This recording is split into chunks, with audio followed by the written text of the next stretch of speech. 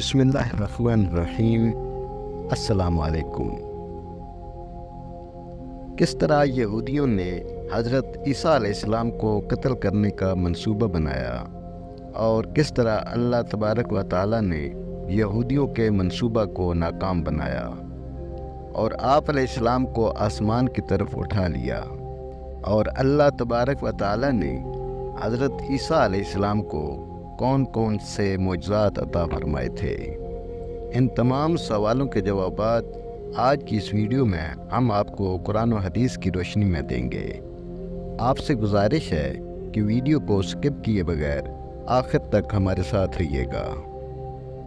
پیارے دوستو، آج ہم صرف حضرت عیسیٰ علیہ السلام کے معجزات کا ذکر کریں گے۔ اللہ تبارک و تعالیٰ نے ہر نبی کو اس کے زمانے کے حالات و مشاہدات کے مطابق معجزے عطا فرمائے تاکہ ان کی صداقت، افضلیت اور برتری نمایاں رہے۔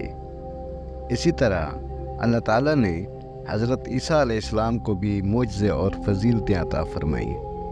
سب سے پہلا معجزہ تو حضرت عیسیٰ علیہ السلام کا بغیر والد کے پیدا ہونا تھا۔ آغوش مادر میں کلام کر کے اپنی والدہ کی پاکیزگی اور صداقت کی گواہی دی۔ مٹی کا پرندہ بناتے، اس پر پھونک مارتے تو اللہ کے حکم سے پرندہ بن جاتا۔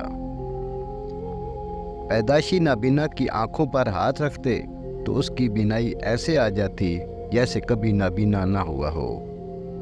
برس، جزام اور کوڑ کے مریضوں کو اللہ کے حکم سے صحت یاب کرتے، مردوں کو زندہ کر دیتے، لوگ جو کچھ گھروں سے کھا کر آتے اور جو اپنے گھروں میں ذخیرہ کرتے اس کی تفصیل بتا دیتے۔ اللہ نے یہود و نصارہ کی پھانسی سے بچا کر زندہ سلامت آسمانوں پر اٹھا لیا۔ قیامت کے قریب دوبارہ دنیا میں تشریف لائیں گے اور لوگوں سے کلام کریں گے، جس کا اشارہ سورہ آل عمران میں ہے کہ ماں کی گود میں بھی اور ادھیڑ عمر میں بھی کلام کریں گے۔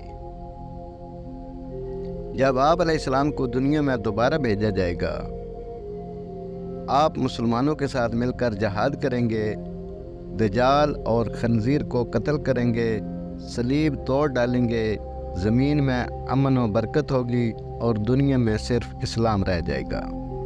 دوستو، یہ تھی ہماری آج کی ویڈیو۔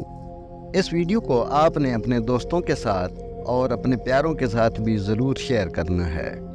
ہم امید کرتے ہیں کہ آپ کو ہماری آج کی یہ ویڈیو ضرور پسند آئی ہوگی۔ اگر آپ کو ہماری یہ ویڈیو پسند آئی ہے تو سب سے پہلے اس کو لائک کریں، اپنی رائے کا اظہار کمنٹ سیکشن میں ضرور کریں۔ اگر آپ نے ابھی تک ہمارا چینل سبسکرائب نہیں کیا تو ابھی سبسکرائب کر لیں۔ مجھے اگلی ویڈیو تک اجازت دیں۔ فی امان اللہ۔